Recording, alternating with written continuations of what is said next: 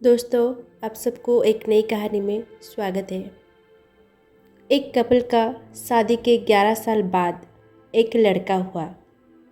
उनका लड़का उनकी आंखों का तारा था। एक सुबह जब वह लड़का तकरीबन 2 साल का था, लड़के के पिता एक दवाई की बोतल खुली देखी। उसे काम पर जाने के लिए देरी हो रही थी, इसीलिए उसने अपनी पत्नी से उस बोतल को ढक्कन लगाने और अलमारी में रखने को कहा। लड़की की मम्मी रसोई घर में तल्लीन थी। वो ये बात पूरी तरह से भूल गई थी। लड़के ने वो बोतल देखी और खेलने के इरादे से उस बोतल की ओर गया। बोतल के कलर ने उसे मोह लिया था, इसीलिए उसने बोतल में रखी हुई पूरी दवाई पी ली थी। उस दवाई छोटे बच्चों को छोटी सी मात्रा भी जहरीली हो सकती थी। जब वह लड़का नीचे गिरा तब उसकी मम्मी उसे जल्द से जल्द दवाखाने ले गई, जहां उसकी मौत हो गई। उसकी मम्मी पूरी तरह से हैरान हो गई थी। वह भयभीत हो गई थी कि कैसे वो अपने पति का सामना करेगी।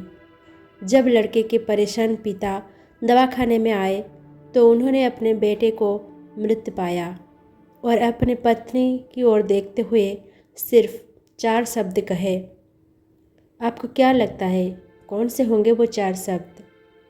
पति ने सिर्फ इतना ही कहा, आई लव यू डार्लिंग। उसके पति का अनउपेक्षित व्यवहार आश्चर्यचकित करने वाला था। उसका लड़का मर चुका था, वो उसे कभी वापस नहीं ला सकता था और वो उसकी पत्नी में भी कोई कसूर नहीं ढूंढ सकता था। इसके अलावा आगे उसने खुद ने वह बोतल उठा के बाजू में रखती होती तो आज उसके साथ यह सब न होता। उसकी पत्नी ने भी उनका एकलौता बेटा खो दिया था। उस समय उसे सिर्फ अपने पति से सहानुभूति और दिलासा चाहिए थी और यही उसके पति ने उस समय उसे दिया। कभी कभी हम इसी में समय व्यर्थ कर देते हैं कि परिस्थिति के लिए कौन जिम्मेदार है या कौन आरोपी है। ये सब हमारे आपसी रिश्तों में होता है। जहाँ जॉब करते हैं वहाँ या जिन लोगों को हम जानते हैं उस सभी के साथ होता है और परिस्थिति के आवेश में आकर हम अपने रिश्तों को भूल जाते हैं और एक दूसरे का सहारा बनने के बजाय एक दूसरे पर आरोप लगाते हैं।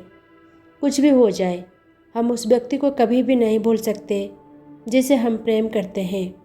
इसीलिए जीवन में आपके पास अभी जो है उसे जमा करो और अपनी तकलीफ़ों को विचार कर करके बढ़ाने के बजाय उन्हें भूल जाओ। उन सभी चीज़ों का सामना करो जो आपको अभी मुश्किल लगती है या जिनसे आपको डर लगता है। सामना करने के बाद आप देखोगे कि वो चीज़ें उतनी मुश्किल नहीं है जितना कि आप पहले सोच रहे थे। हमें परिस्थिति को समझकर ही लोगों के साथ व्यवहार करना चाहिए और लोगों के कठिन परिस्थितियों में उनका हमदर्द बनना चाहिए। दोस्तों, आशा करती हूँ कि इस कहानी से आपको ज़रूर कुछ ना कुछ सीखने को मिला होगा। अगर वीडियो अच्छा लगा हो तो प्लीज़ इसको लाइक कीजिए, कमेंट कीजिए और हमारे चैनल को सब्सक्राइब कर दीजिए।